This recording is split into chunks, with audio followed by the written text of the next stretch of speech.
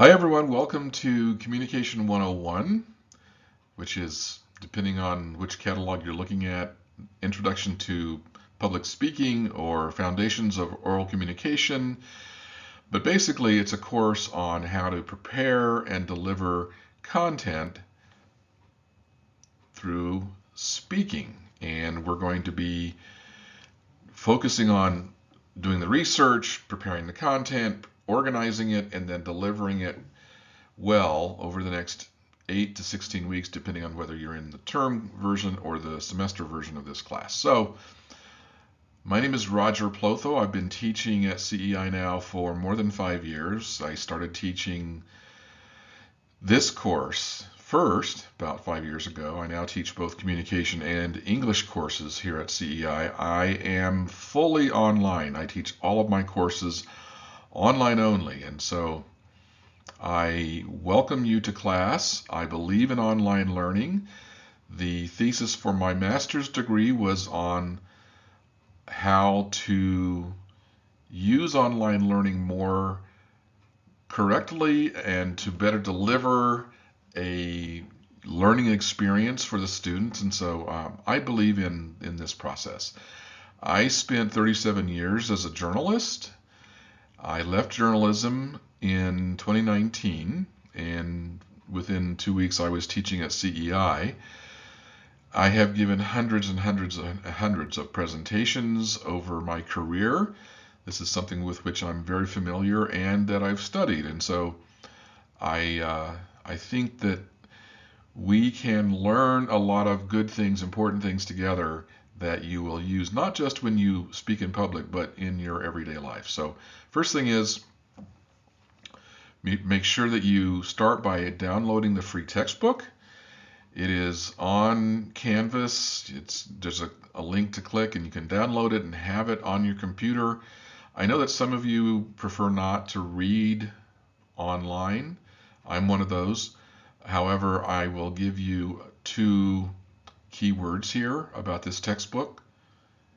It's free. So, and it's very good. It's a very good textbook. It was most recently updated in the fall of 2023. It's a very good book. So I will give you assignments to read in that during most weeks, and it will become an essential part of the resources that you will have available to you for this class. So what I want to talk about here is, over the next 9 or 10 minutes, some tips on how to succeed in Communication 101, this class. A lot of people have a phobia called glossophobia, which is the fear of public speaking. You may be one of those. Maybe you're not.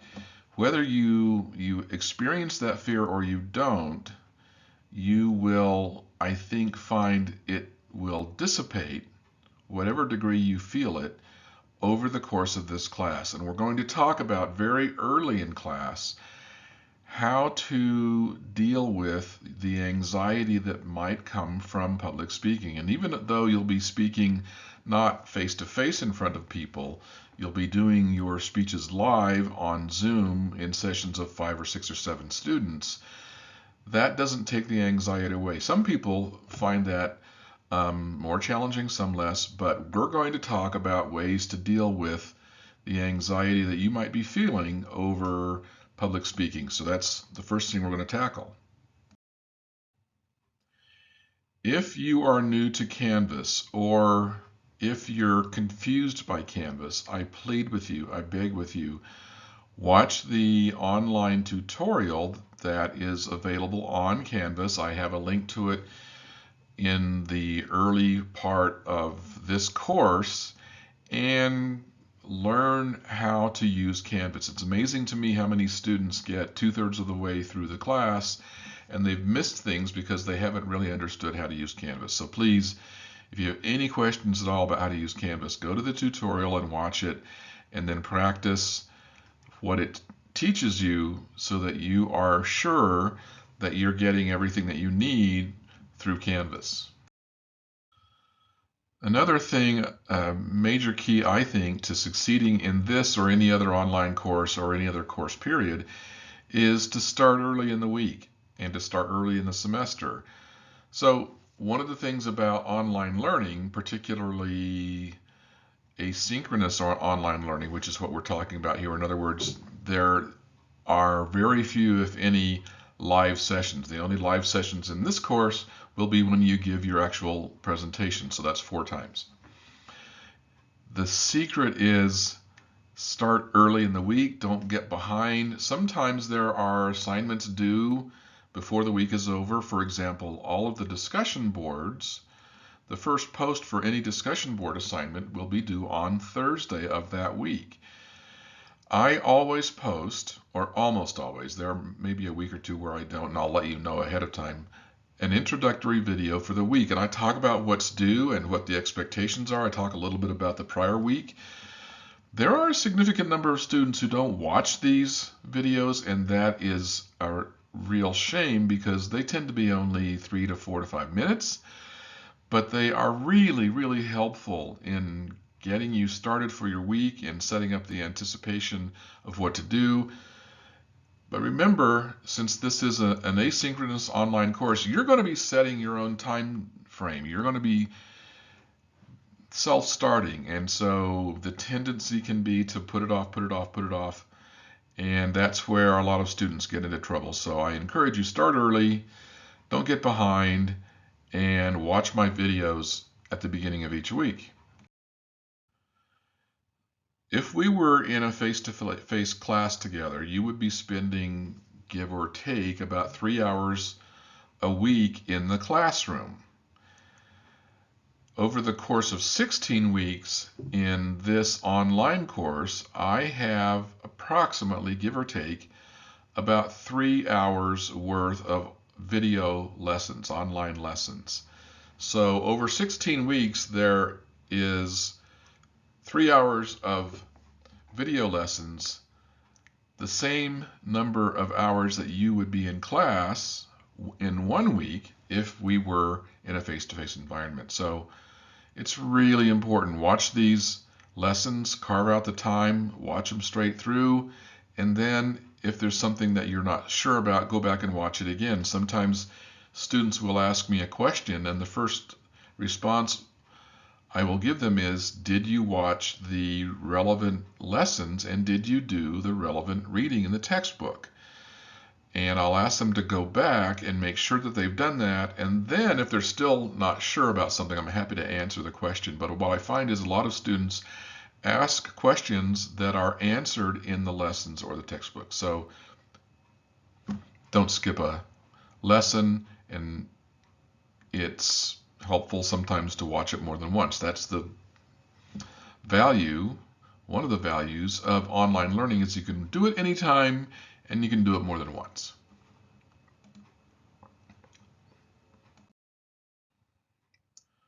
Right off the bat, one of the easiest things to do is to go into Canvas and click on the grades link, and that is the best place to keep track of when things are due. Remembering this, discussion boards, the due date is always going to be on a Saturday, but your initial post is always going to be due on a Thursday. So the due date will show the end date, but remember to get that first post done by Thursday. That's what generates the opportunity to reply to your classmates and make it an actual conversation. But if you're not sure about when things are due, go to the grades page and then set up on the Arrange By option, click on Due Date, and that will lay it out for you in the schedule for the entire semester or term. So it also will tell you how you're doing on your assignments. It will also, if you click on each of those assignments, provide for you the detailed instructions and explanation of that assignment. So that's an important place to spend a lot of time. So then also, as I mentioned in the prior slide, watch my intro videos. It doesn't take long, but I do those on purpose to give you a starting point, to connect with you every week, And it's amazing to me how many students don't watch those, and I don't think they know what they're missing. So spend the time, watch those intro videos, learn how to use Canvas, particularly the grades link. I will occasionally have a student who has a family or health emergency of some kind, or there's a technology issue, things of that nature. I need to know about those things as soon as possible. Sometimes students will fall behind. I'll reach out, I don't get anything back, and then 3 weeks later they say, well, I had this happen a couple of weeks ago and now I'm behind. I know that sometimes in the middle of an emergency or in the middle of an issue, class is the last thing you're thinking of, but at some point, as soon as possible, if something comes up, reach out to me. I will happily work with students who have a legitimate emergency or other kind of issue arise. It's more difficult to work with you if I learn about it 3 or 4 weeks after the fact and you've fallen way, way behind. So talk to me as early as you can when unexpected events happen.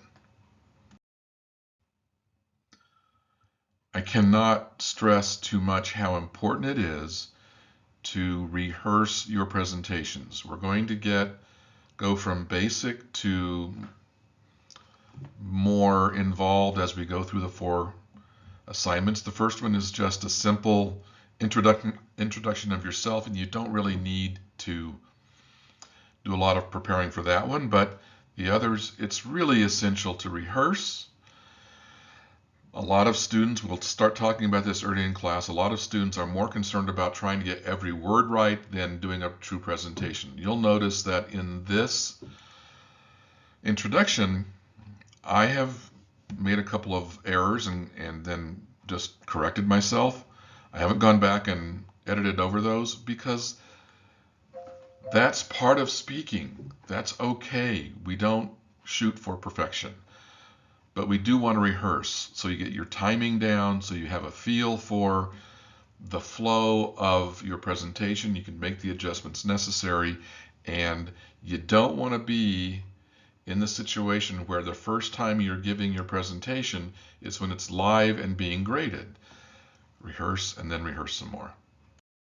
I just want to give you an idea that I think this is not a terribly difficult class if you put in the necessary effort. Over the 5 years I've taught Comm 101, the average grade for students is around a B+. Depending on the class and other circumstances, give or take about 40% of the class will get an A or an A-. Then I have a lot of students who are getting C's and C-, and that's not where we want to be. The keys. Do all the assignments. Some of the assignments are just so easy and they're almost free points. But if you skip 3 or 4 assignments, now there's no way you're going to get the score you want to get for the entire class. Do not skip over even the smallest assignments. Don't fall behind. I mentioned that in the prior slide. If you have emergencies or whatever, don't fall behind. Reach out to me and let's communicate so that if you need some accommodations to assist you, I can help you with that. And then put in the necessary time. One of the reasons students take an online course is they think it's going to be easier and take less time. And a lot of students discover neither of those is necessarily true.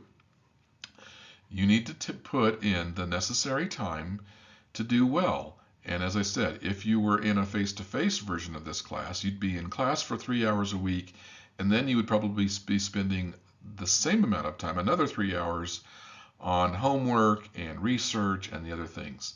There's no reason to expect that you would spend less time in an online course, and I hear from students a lot that they are surprised sometimes that it does take some effort. But if you put in that time, I don't care if this is your first speech class or your third, or you were a debater in high school, or whatever the case might be, you're going to do fine if you put in the time, finish all the assignments, and don't fall behind.